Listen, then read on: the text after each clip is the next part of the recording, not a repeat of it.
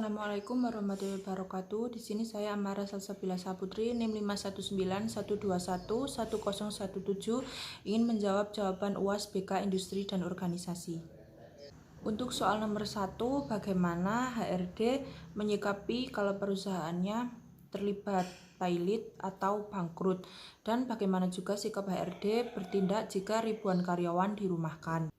Untuk jawaban nomor 1, yaitu bagaimana HRD menghadapi situasi seperti itu. Pertama-tama HRD menanyakan kepada perusahaan dan menuntut. Menuntut ini bukan hal dalam materi, namun menuntut transparansi dan diskusi bagaimana permasalahan ini akan terselesaikan. Sebagai HRD bukan hanya mementingkan kesejahteraan karyawan, namun juga mementingkan bagaimana perusahaan menghadapi situasi seperti itu.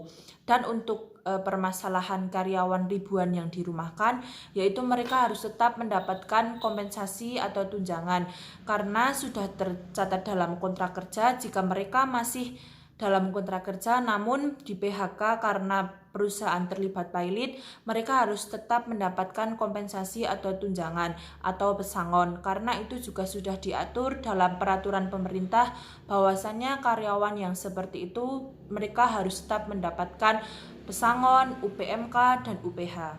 Untuk jawaban nomor 2, bagaimana HRD menyikapi demo karyawan yang dirumahkan? Sebenarnya ada alasan kenapa karyawan melakukan demo, yaitu adanya kebijakan atau pemberian hak yang tidak sesuai dengan apa yang telah mereka berikan ke perusahaan.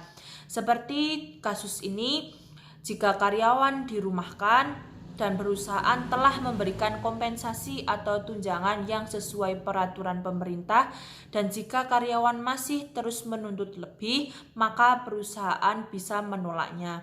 Dan jika karyawan masih melanjutkan demo tersebut, perusahaan bisa memberikan 2 pilihan kepada karyawan, dan kemudian karyawan sendiri yang akan memilih mana yang dirasa akan menguntungkan untuk dirinya.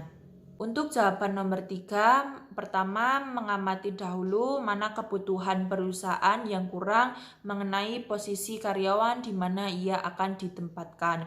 Kemudian, mengamati latar belakang pendidikan dan latar belakang pengalaman kerja calon karyawan, karena itu akan sangat penting untuk bagaimana mereka bisa bersaing membawa perusahaan menjadi lebih baik.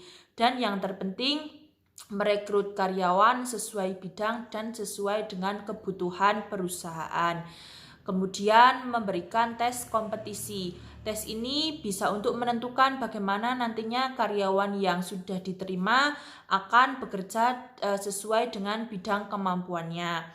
Kemudian yang terakhir, merekrut karyawan bukan hanya karena kenal, karena jika seperti itu, jika kita sudah tahu kalau karyawan tersebut tidak mampu, tidak cakap dalam segala hal, maka akan merugikan perusahaan untuk kedepannya.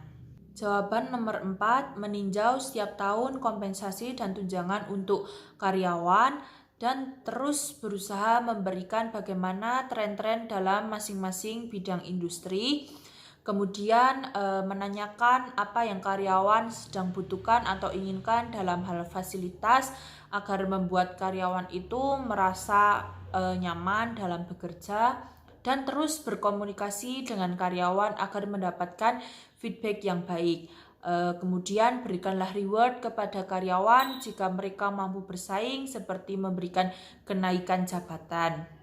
Dan kemudian menciptakan suasana lingkungan kerja yang kondusif, yang nyaman, yang positif, agar karyawan mendapatkan dukungan dan terus semangat dalam bekerja.